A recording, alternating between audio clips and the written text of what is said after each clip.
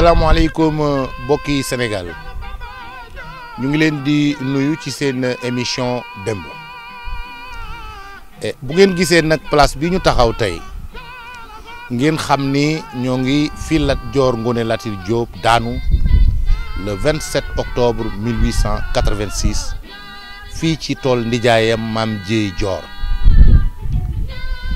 héros national boobu nag tey moom la ñu ñëw ci inauguration nii ñu defaraate barabam te loolu ñun dañ ko yàgg a xeex xam ni ñi nga xam ni démb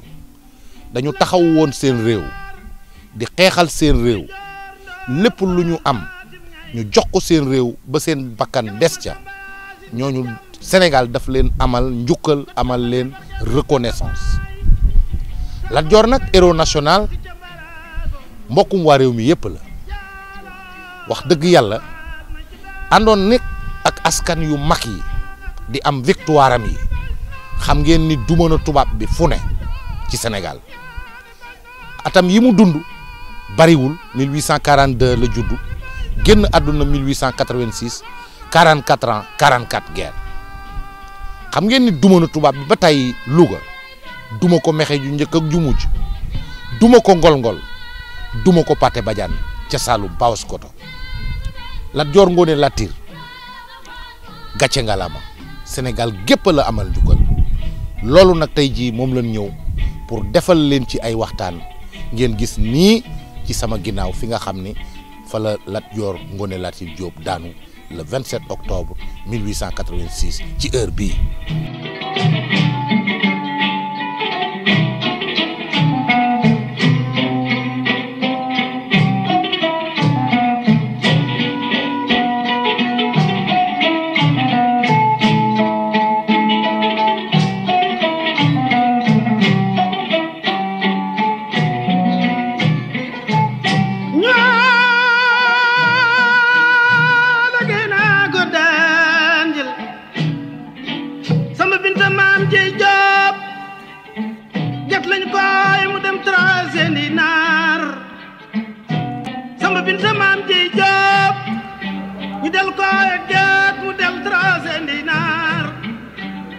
Samba Binta Maam Dieye Diop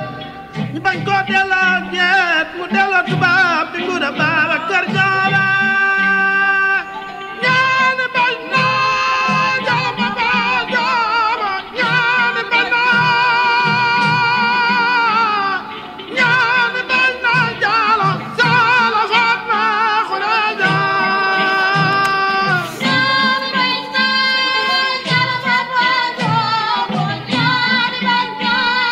lay laaj mooy kan mooy Lat Dior Ngoné Latyr Diop. Lat Dior mooy doomu Saxewar Soxna Mbay Diop ak Ngoné Latyr Fall Saxewar Soxna Mbay Madun Saxewar a ko jur Saxewar Faat ma jur Madun Saxewar Ngoné Latyr itam ab sa mbunun jaxite ko jur ak Damel may sa tendu Dior kooku mooy Lat Dior waaw Ngoné Latyr ndeyam itam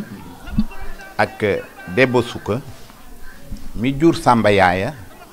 ñoo bokk ndey ak baay loolu kooku mooy Lat Dior Samba Lawbe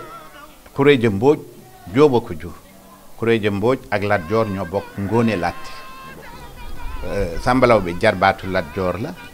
Samba Yaaya doomu ndeyu Lat Dior la li mu def bari na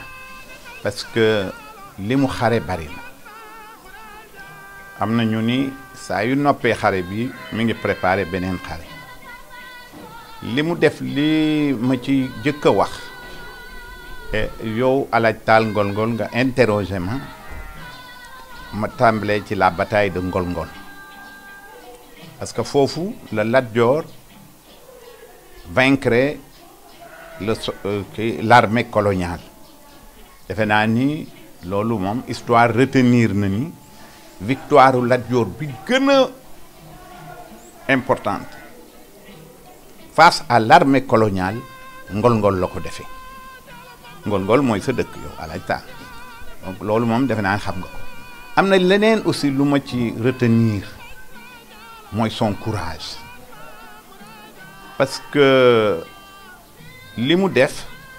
il faut beaucoup de courage pour man ko et ma jàpp aussi ci li ma gën a man jàpp ci moom mooy bi muy dem Deqale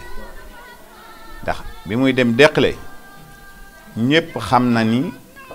armée coloniale bi moo ëpp armement armée Lat Joor kon Lat Joor bi muy dem bañ tubaab bi yilif ko ci biir Kajoor loolu ko tax a dem Deqale mais wóoroon na ko ni su demee Deqale du dellu si loolu lu ma jàpp ci moom la parce que nit ki itam nga yilif am réew nga dem ba réew ma gënal la sa bakkan loolu moom jàpp naa ko ci moom waaw parce que daal wóor na ma ni Kajoor moo ko gënaloon bakkanam te joxe na bakkanam ngir Kajoor diggante Lat Joor ak Demba Coro mën naa li ci wax parce que Demba War Joor Bunaama Joor Sangone Joor ak Masamba Joor ñooñu mën nañu wax ni ñoo nekkoon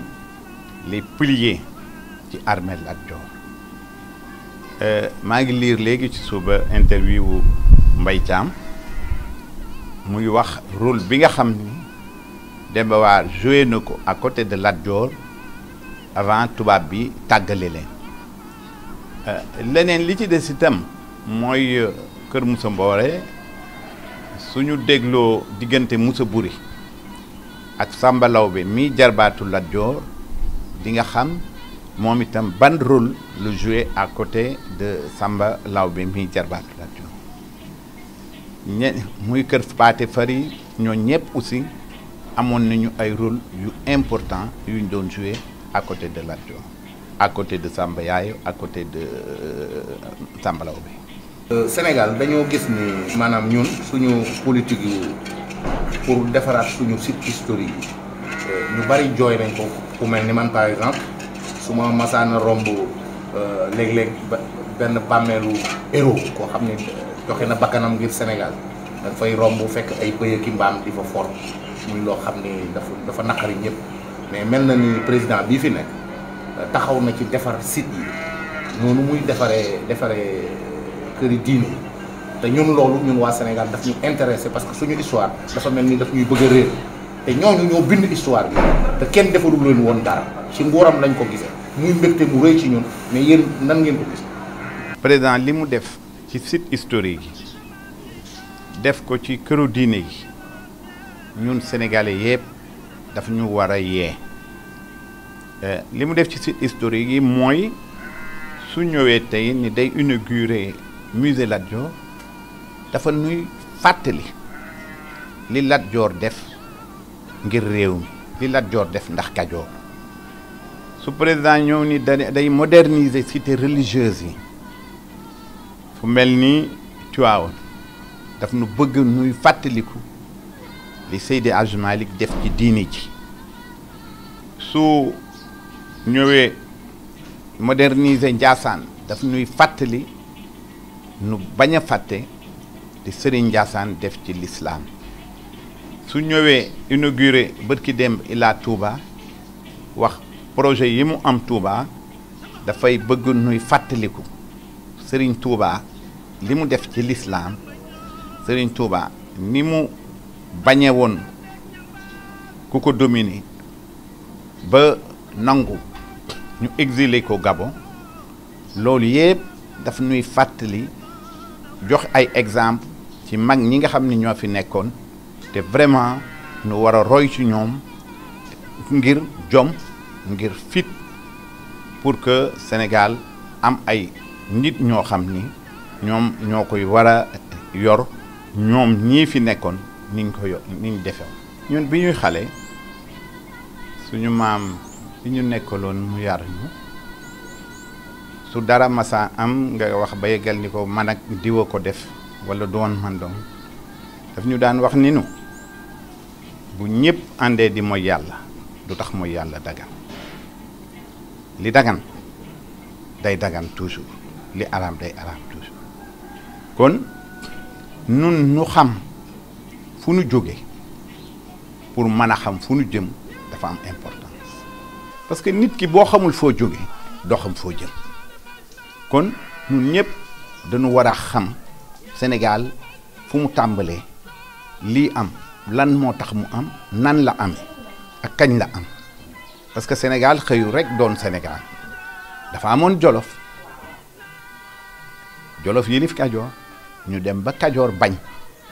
am indépendance Kajoor am Njàmbur am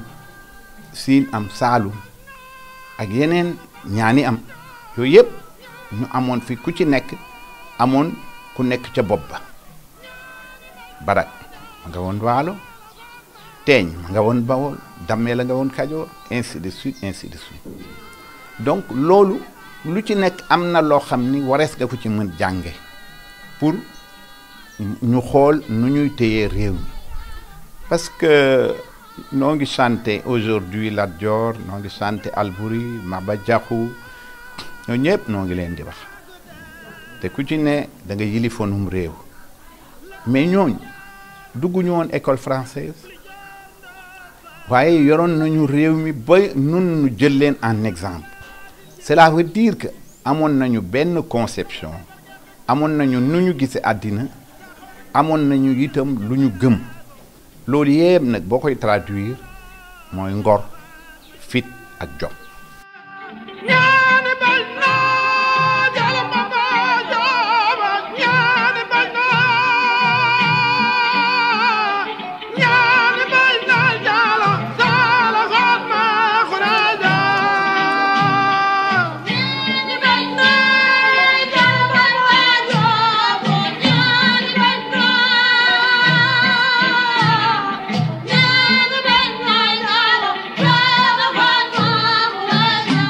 tey dëkk bu ñuy wax Cilmaxa jëm ci ki nga xam ne mooy héros national Sénégal kooku duñ ko waxee xel daa dem ci kan Lat Joor Ngoone Latiir labba borom daan rek njàmbaas di mbokkum Sénégal nag chef de l'état jëm fa di ubbi musée bi nga xam ne dañ koo tabaxal Lat Joor Ngoone Latiir kuy Lat Joor mooy bañkat ba kuy Lat Joor mooy jàmbaar ja kuy Lat Joor mooy ki nga xam ne daa bëggoon réew mi rek ba tey moo tax mu tëdd gee mu tëdd ca deq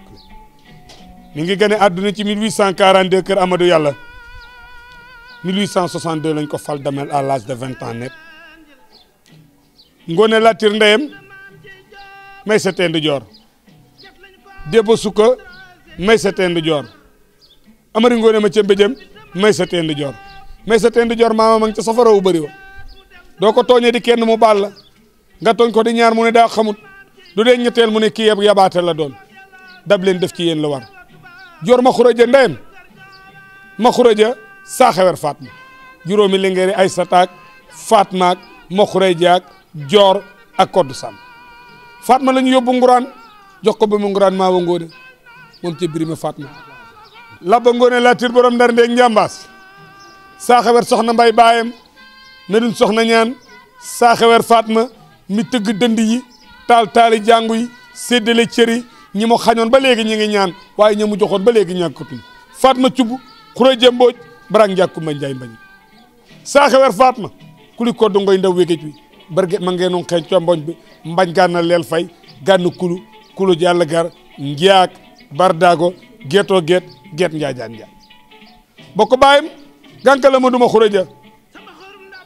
saaxewer soxna mbaye baayam bokk baayam asan manam penda ma ca ngor gaak jom ja labba Ngoone Latiir héros national est un guerrier valeureux au courage inégalable né en vers 1842 à Kër Amadou Yàlla dans le Kayor ce n'est qu'en 1862 qu'on l'a nommé damel après avoir écarté son cousin Madiodio Dégel qui était un rival très dangereux favorable aux Français kooko dàq tubaab bi ci ngol-ngol dem loxol gouverneur bu ñuy wax Pinet-Laprade Paoskoto toj maalob gaal ba fo si daju wa Ngor mu ne da ngaa xamul ne doo ma ne Lat Joor ma ne la aw diggante demel teeñ la doo ko ne demel mu ne la aw diggante teeñ jigéen ak loo doog pom le bar ba ca Ndar nga de ko teeñ mu ne la aw diggante ñeni nga Mbuur ak Suwal Fajut ak doj wi ci Ngor ak Yëmbal ak Wakaam diggante bi ku dut ab jaamam dib dagam wala sëriñ bu koy bindal di ko ñaanal wala mbokkam joor ma xuraja saaxewer Fatma mi tëgg dënd yi taali jàngori Labba Ngoone Latir moom la ñu boole néeg bu rab nii moo gën fanaan biti boole ko peccam xal tànk ba ko njëkkee du ko mujje suusalab kaani la leen dàq ngi gis nii leex ba ko njëkkee du ko mujje saaxewar soxna mbay baay ma ngi ca pelib saaxewar ga Médoune soxna ñaan Ablaye Binta soxna ñaan Matan Dumbe soxna ñaan Binta soxna ñaan Kandi Borom Kuro Nguy Kuro Yaasin Jaxeer Badiane mais si Senghane Diouf ko di joom benn nañ baa keroog ba mu dajeeg ñoom lakk leen ba mënatuñ koo dékku ci lee ngol-ngol le 29 décembre 1863 ministre des colonies dafa bind gouverneur général mu bind président de la république française ne quoi ba ñuy xeex ba tey nag kii ñu dajal xamuñu woon ne nii la toll ñu jël nag arme ya ñu dencoon ca France andi ko ca la wolof yi daal di ne reeb tubaab yomb na waaye njaal maa jafe ndax lañ leen def ca ngol-ngol moom la ñu fayee ko ca looro kii nga xam ne ku ko fàttaliku rek fàttaliku nga réew mi ndax Sénégal gépp la bokkal Saxewar Fatma maamam rek kay Sénégal dafa di ko yàlla xu jëkko mba seey ba am ci Amadou Yàlla ak Aminta Yàlla Amadou Yàlla lu mu jur garmin nga waaye Aminta lu mu jur wàllu nga mu ne doyu lu may taaw ñu jox ko soxna ñaan Kandi Borom Kuro Nguy Kuro Yaasin Jaxeer Badiane mi ma wax léegi moom ca Médoune soxna ñaan Ablaye Binta soxna ñaan Matar Ndumbe soxna ñaan Binta soxna ñaan ne doyu lu may taaw ñu jox ko Issa Dieye géej ba mu am ci juróomi Linguère Aysata ak Fatma ak Mokhore Diak Joor ak Koddu Sàmm Saxewar Fatma kuli koddu ngoy ndaw wi géej ba barget ma ngoonem kal combañ ba mbañ gànna leel fay gànna kulu jàll gar njaak bardaago geetoo geet njaajaan njaaj Lat Joor Ngoone nek ñambaas sama xorum ndambaaw jaalo Lat Joor li mu bokk ak waa réew mi daa bari ndax daa sant Jóob yaayam sant Faal ki jur ndeyam sant Jaxate Ngoone Latir Fall la ndeyam tudd moom may stend Joor moom teeñ la dëggal faali moom la dëggal umi sàmm moom may stend wéej moom la sukkaa bi Ngoone Jéey la sukkaa bi Ngoone Jéey ci Yaasin demoon ji saala ceentande ne la njaay jaafuñ ba lan ndeer a paaral Amari Ngoone Sabal mi libéré Kajoor ak Bawol waaye Saxewar soxna mbay la baayam tudd moom Lat Joor Modou Saxewar mi ko jur Saxewar Fatma ko jur foofu la Lat Joor dajak réew mi yëpp Saxewar Fatma tuub dem ndaam jël jigéen jox yàlla xuju ko mu am ci Amadou Yàlla ak Aminta Yàlla mooy moo maag njox sëñ kokki njëgi si jéey mu am ci ndaak Mareema xëri maam pend buya xëri maam amul ndaa jaan lañ ko njëkk jox moom ci yaaba kepp ginnaaw bi la ñëw ko jël Tafsir Maxtaar Bintu lu am ci ñaari Aminta mel na Aminta mi lañ jox Sëriñ Tuubaa mu am sëñ Moonu Faat sëñ Baara waaye Lat Joor Ngoone Latir mi ko jur ab sa Ngoonu Njaxate ko jur maam Njàmmee ko jur ab sa Ngoonu Njaxate moom nag maam Njàmmee mi ko jur daa njëkk dem ca maam Mahram mu jox ab taawam bu ñuy wax soxna Mbàkke Awa Ñang mu am ci ab sa soxna Mbàkke ab soxna Mbàkke moom lañ jox ma kala mi nga xamante ni moom lañ jox ma kala mi nga xamante ni mooy bàyyib Xaalima Jaxate Kala loola waraloon Lat Joor ak Xaalima Jaxate Kala ànd nguur boolewu leen atte boolewu leen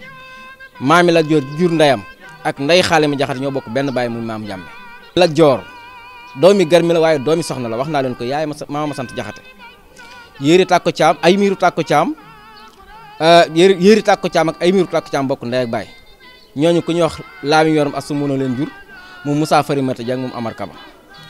yéeri tàkko caam daa jur ku ñuy wax ma koddu mbiru jang mu jur Njàmme Jaxate Njàmme jur ab jël Aysata Jóob am ci ab sa Ngoone mu jur Ngoone Latir mu jur Lat Joor ay miiru mi mbokkal ndey ak baay nag moo jur ku ñuy wax Alsaan Kumbam Sëgg Jéey mu jur baabam dikkam Xari Njaay mu jur Masata Jóob Masata Jóob moomee nag moo jur Madun Kala Jaane moo jur Madun Kala Jaane mu jur Masta Bintu Dun mu jur Sëriñ Moodu Asta Jaxate Sëriñ Moodu Asta Jaxate lañ dénk jigéen ñi jox soxna Jëng Libaas bokk sëriñ ñaaw ndey ak baay mu am ci Sëriñ Abdourahman Sëriñ Alsaan Sëriñ Amsatu soxna Faati Jaxate ak soxna Mariama ay waajur Sëriñ Abdu Lahat ak Sëriñ Soy soxna Faati Jaxate waajur Sëriñ Saaliw Saxewar Fatma maamam daa njëkk jël Issa Dieye moom Fatim Penn moom la sukaabe fekk Issa Dieye njëkk nañ ko maye fee nga xamante mooy ngërëng ci ñi sant Gueye ci jogomaay jëloo leen mu am ci Monsieur Issa Dieye Saxewar Fatma denc ko am ci ma xureja Fatma Aysata ma xureja ak Fatma ak Koddu Samba ak Joor muy juróomi Linguère yooyu Saxewar Fatma nag mooy réew mi Saxewar Fatma ku li koddu ngay ndaw bargeen ma ngooneem xeel ku li koddu ngay ndaw moom nag koddu Maajoor mi ko jur Maajoor Fatim Golle ñoo ko jur Lat Joor ngër mi gi ñaari yoon la ci dem Maajoor Fatim Golle ma xuri jukkuli maa Samba Takku Amari Ngoone Sabal mu libéré Kajoor Bawol Lat Joor mooy Sénégal Lat Joor Ngoone Latir demel teen di Kayoor héros national du Sénégal dund ñeent fukk at ak ñeent xale ñeent fukk at ak ñeent bàyyi fi ndam bàyyi fi jom bàyyi fi ngor jàqale ga mu tëdd tey président Macky Sall war faa dikk ànd ko askan wi di ko delloo njukkal ndam la fi bàyyi waaye nag la du ngoon latti nag na mu juddoo la jikkoon na la jëfe Lat Joor saaxu soxna mbay bàyyi ma nga jëppale saaxawar ko ma doon saaxawar la bàyyam tudd waaye saaxu soxna mbay ma tax na soxna mbay ak Abdoulaye soxna mbay ak Momar soxna mbay géej ba mën na soxna goñ jox bàyyi seen bàyyi mbokk dama tax na soxna ñaan ak Abdoulaye soxna ñaan amandi soxna ñaan binta soxna ñaan saaxar Fatma mi tëgg dënd yi tal jàngu yi waaye nag ngoon latte ndeem de ngoon latte ndeem ca la jëla demel gi de ab sa mboo noonu Aysata isa jéey Aysata saaxar Fatma mi tëgg dënd yi tal jàngu yi ab ngoon latte ndeem dana seen joor ma ci sawar bari wa joor ma ko di jot saaxar Fatma ngoon latte ndeem dal met seen joor ten la diggan faali la diggan umi sàmb dal met seen wéjji latt gaa ma ngoon a jéey caatin dema nu ju saala moom teeñ cand la njaay jafuñ ba lat na ra paaraar ëmmari ngooni dicc fu njóobu koo koy lat jor ngoon latte sangu ko jor bool dañ ko boole maa jujur dañ ko di cuquur bàyyi neex leen dokkeen siyaate ba ñëpp naan gurguréen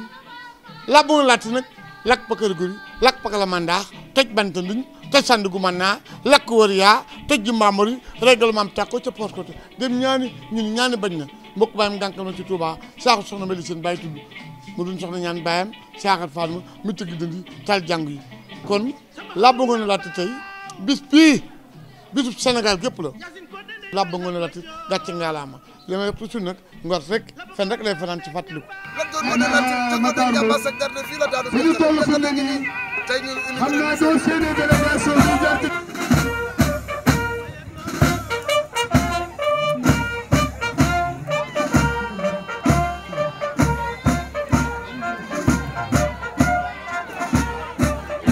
li indi ñu ni armée bi jàpp na ci lu baax dañu njëkk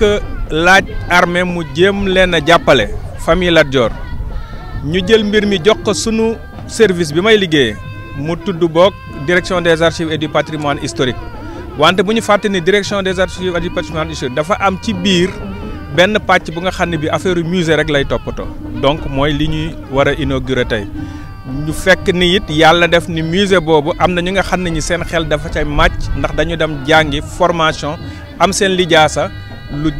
ndax donc ñu xarañ ci lu jëm ci muséographie donc ñooñ la ñu jël ñu jàppale leen ci loolu ba bi ñuy installer musée beeg yëpp. musée lu ci ëpp nit ñi dañuy foog ni rek fu nga xam ne la dañuy jël ay mbir yu màgget rek teg ko fa mu nekk bu yaa bàyyi ko fa ba mu nekk poussière ñun ci sunu xalaat ci sunu gis-gis ñun dañu am vision prospective mooy dañuy xool tey ak suba lan la ñu bëgg musée bi mel bëgguñu ñu inaugurer ko rek tëj xalaat nañu déjà wut ay gardiens yu fi nekk pour di ko sécuriser ndax dañ fi ñëw denc ay objet beneen bi mooy wut sax ku nga xam ne ki ñun ñoo koy former ndax am nañ ñun ñu ko mën a former lu ñu tuddee guide mu mën fi nekk conservateur bu ko defee moom tamit bu nit ñi ñëwee par rapport ak scénographie bi ñu ko présenté mooy mbir mi ni ñu ko présenté ak histoire bi ñu fi raconté ndax du benn scénographie kese moo fi nekk ndax dafay évoluer bu teyee mën nañu wax ci Lat Joor ëllëg ñu wax ci Demba War bennaaw ëllëg ñu wax ci Serigne Touba ñëpp ñu nga xam ne ñi Lat Joor jot na am ak ñoom donc ay mbir daal donc bu ko defee nag kooku moom chaque fois dañ koy former ba nga xam ne bi moom loolu mooy doon liggéeyam bu nit ñi ñëwee daf nañuy def ba nga xam ne bi école yi nekk ci gox bi yëpp ba pare dañ fiy ñëw di visite.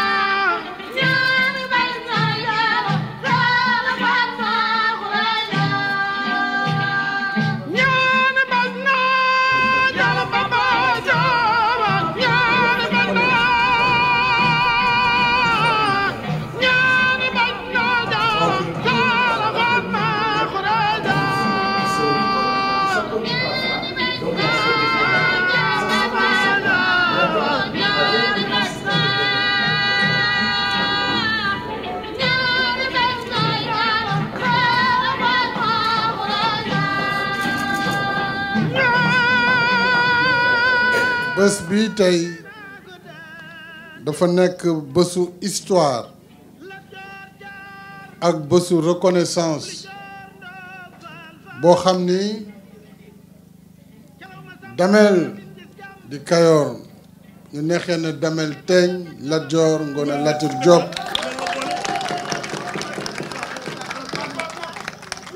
fii de tëdd doon bañkat doon jàmbaar doon royukaay Léopold Sédar Senghor jël ko joxe ko en exemple ñu cité ko comme héros national ndax dafa bañ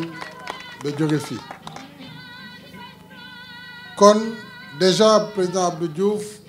moo amoon idée musée bi ñu def fi mausolée bi ministre de la culture ci yéeneem ñëw daal di tàmbali musée bi ñu gis fii waaye dama jàpp ne suñu histoire dañ ko war a xam ndax lu bëri dafa ëmp nit ñi moo tax maa ngi encouragé waat mbindum histoire générale du Sénégal historien yëpp ci njiitalu professeur Iba Der Thiam ñu ngi ciy liggéey pour que Sénégal ci njalbeen ba fii ñu toll tey ñu mën ko bindaat wax taarix bi ci biir loolu Lat Joor daf ci am place bu am solo moo tax ma ni Derklé mérité na d'abord ñu xëcc tali bi ba fii dinaa ko def bu ci yàlla ànd